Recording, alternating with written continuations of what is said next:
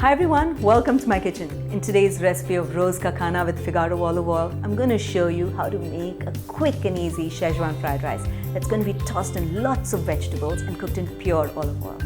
Did you know pure olive oil is rich in monounsaturated fats, which is your good cholesterol.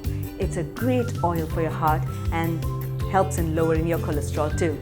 So without wasting any time, let's just dive right in and learn how to make this dish.